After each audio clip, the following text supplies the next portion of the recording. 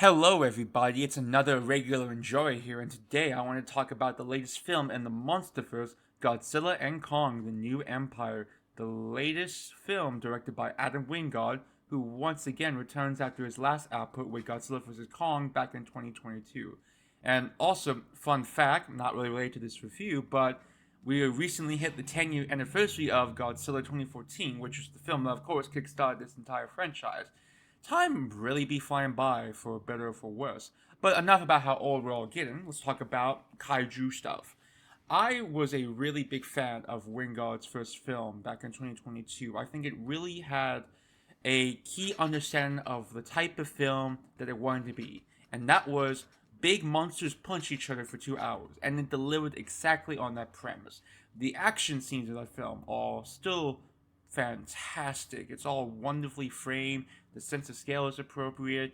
The choreography and cinematography is really strong. It's just also helps that Wingard's neon tint sensibilities really jive with my eyelids and my eyesight. So his films and action scenes are always really pretty to look at. And while the human plotline isn't necessarily remarkable, I also don't think it wasn't too obtrusive either. And it does have some key strong points, such as Gia and her relationship with Kong, which I found to be really sweet. So, of course, I was entirely ready to have another film from Wingard with this new entry. And I have to say, it gave me basically what I was hoping for. This is a film that may get compared to other entries from Godzilla, not just in the MonsterVerse, but Godzilla in general, maybe a bit unfairly, but it does deliver exactly what you think this film is going to deliver. I mean, I'm sure you've probably seen the film by now, but just a light spoiler. Godzilla suplexes Kong at one point, or Kong uses a little baby ape to um, swing it into other apes.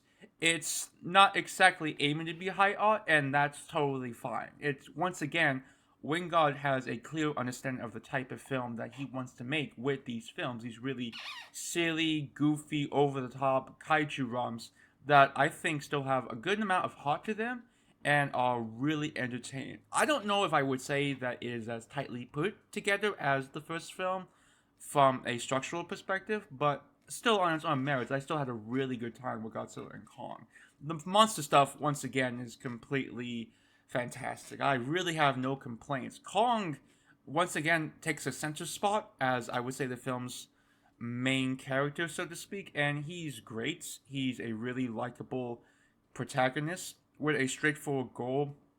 He's just a guy trying to do the right thing, just trying to find connections with other apes like him, so to say.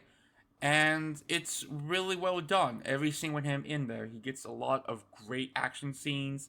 He has some really sweet moments, particularly with a dynamic with a new character in this film named Suko, which is the little baby ape monkey that follows him around for a little bit. They get a good amount of screen time together, and it's really enduring. It's the type of thing that gives these movies a bit of heart, some tender moments, which definitely is appreciated. Like, I do love me my monster action, and I will get to that in a second, but I do like that there is something there as a bit of a nice side piece to the spectacle. Godzilla definitely does feel like a supporting character this time around, but all his scenes in general are still really entertaining, and he still plays a relatively pivotal part in the film, especially as it hits its third act. There's also a couple of other surprises that I'm sure some of you may or may not know at this point. I mean, the film's literally been out for a month, so I was kind of on the tail, but still, I was still really happy to see them. I wasn't expecting those surprises, but it made it put a smile on my face, and that's all I can really ask for a movie with this type of monster action on display over here. And let me reiterate once again, it is really good. It's framed really well, edited pretty tightly. Again, the cinematography and choreography, all the elements that you need with a kaiju set piece are pretty much here. Wingard once again also frames the action in a lot of really cool locations to make it stand out. You get some really cool colors as I expected from Wingard. Still definitely feels like his type of film.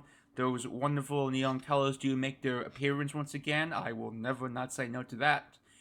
And in general, as well as along with the monster action being very good, the human plotline I think overall is still pretty serviceable.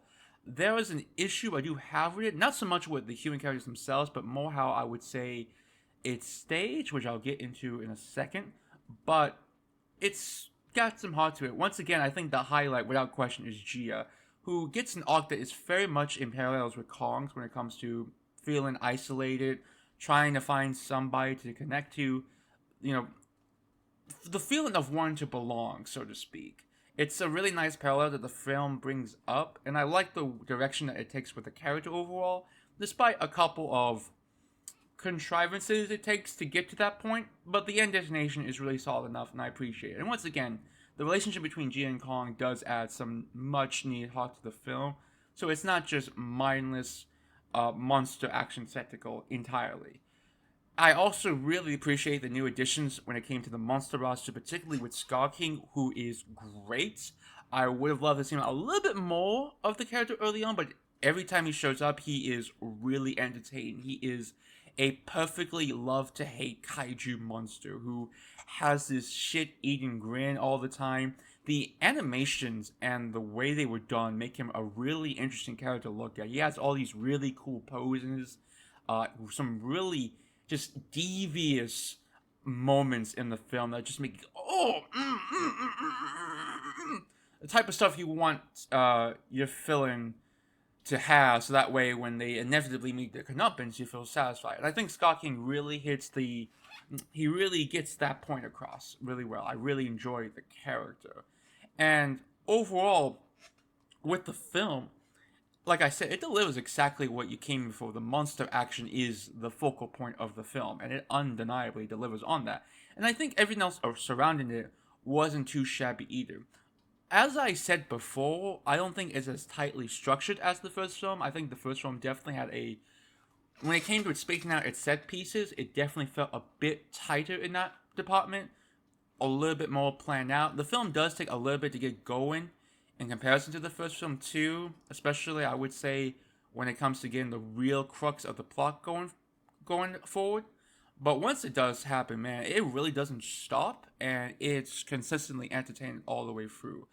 Though I will also add that, and I also, again, another thing I'm alluding to earlier, was that when it came to the human plotline, like I said, nothing that happens in it is necessarily bad, but it does suffer for a lot of clunky exposition, which is kind of those things that is a double-edged sword. Exposition is needed in a film like this, but the way it's done could have been handled a little bit more gracefully, especially when it came to how it explains one of the major plot developments that happens in the film. The way that was done definitely could have been a bit smoother, I would say. So, like, expositional stuff, structure, a little bit of pacing. So, maybe not as good as the first film, but still, I had a really good time with Godzilla and Kong: A New Empire. And at this point, Adam Wingard call is still going strong in my mind. I want, like, I don't know, 10 more of these, to be honest. Like, these movies are over the top, silly, goofy in every way possible, but it's the type of goofy nonsense that I'm totally on board with. So, yeah. I mean, I imagine you've already seen the film at this point, because I made this after let me check my notes, a month after the film came out. But regardless, if you wanted to share your input about what you think about Godzilla and Kong, just leave it down in the comments below. I love to see what people think about stuff. And that is basically it. Have a great day. Actually, there was one more thing I wanted to add before I forgot and published this video, but I would like to also add that I am basically with everybody on the internet when they say we might need to argue for a new composer for these films. With no disrespect intended to Junkie XL, I loved his stuff on Mad Max Fury Road, but it's just not been hitting the same, especially when you compare it to other scores in the franchise like Adric Energy Duplantis or Barry McCreary scores, which are just so good and they elevate the film. And while the score in this film is perfectly functional is not the type of word I would like to use for a franchise when it comes to having such iconic music. So, just want to say, we need some more sauce, if you will. But that's all I wanted to add on here to you.